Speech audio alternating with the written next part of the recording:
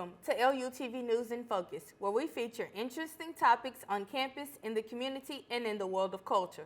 I am Alexis Miller.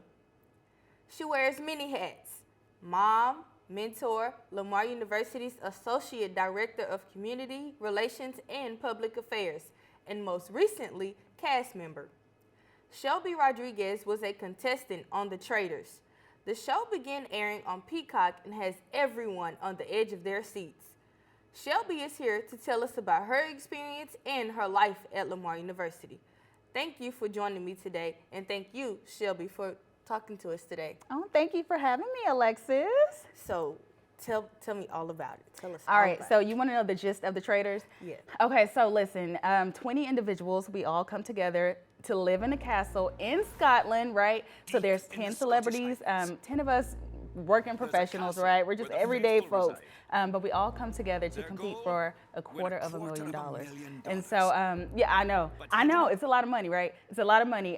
But here's the kicker. There are 3 traitors amongst the entire group that are picking us all off one by one. The rest of the group, they're called faithfuls. There's 3 traitors picking people off. I mean, it's chaotic, it's crazy, murder, mystery, it's everything.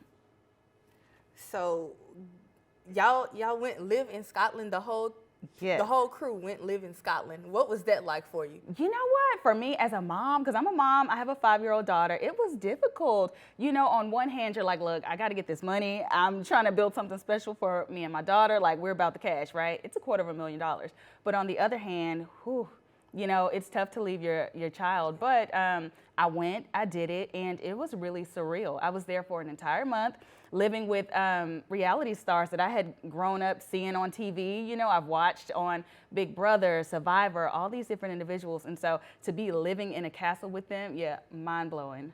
And what was that like, living with them? Like, y'all go out to dinner and y'all go to the set together. What was that whole experience like? So some of the castmates have big personalities, right? I'm on the show with Kate Chastain from Below Deck. I'm on there with Cerie Fields from Survivor, Reza from Shaws of Sunset. I have Brandy Glanville from Beverly Hills Housewives. I mean, so there's some big personalities, not to mention the new faces. So it was some times where things got pretty heated. You know, coming in, you have to be able to kind of mesh together and work well to build that pot of money, right? So there was some challenging times, but all in all, and hindsight is 2020, right? We're all still kind of close to a certain extent, right? I have a greater appreciation for a lot of those reality stars, seeing them as true human beings, right? And then the new faces, some new friends I've gathered. So yeah, it was fun.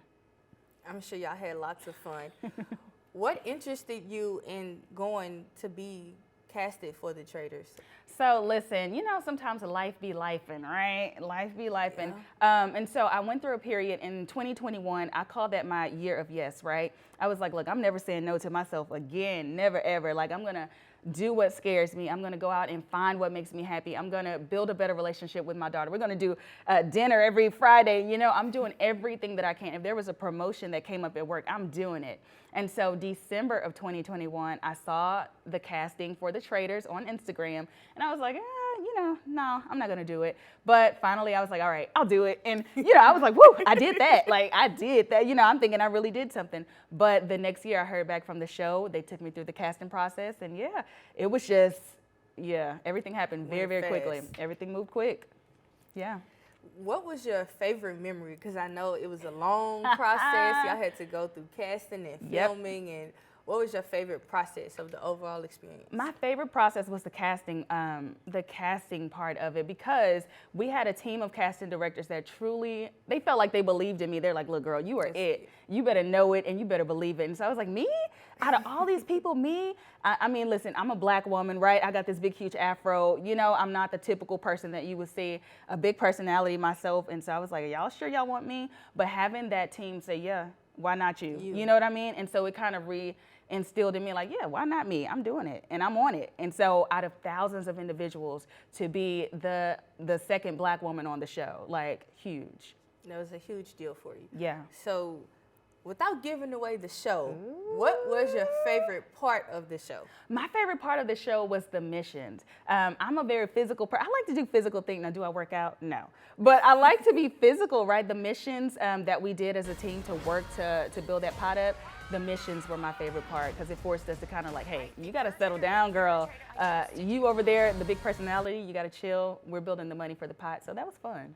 Yeah. What were some of the activities they had y'all doing to build the pot? Ooh! So being buried alive was an activity. Can you imagine? Like, would you be buried alive? No. No, I know that's right. No, but yeah, spoiler alert, I got buried alive. You'll see that in the trailer, me getting into that coffin.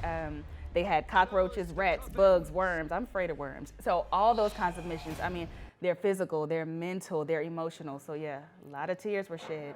You said you were going to overcome your fears. Woo! I said it, didn't I? Now, how did you handle the pressure knowing you were about to be on one of the main streaming services?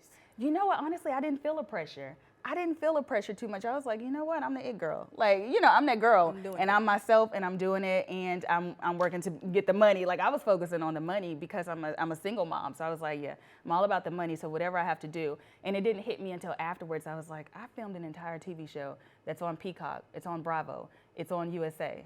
Yeah.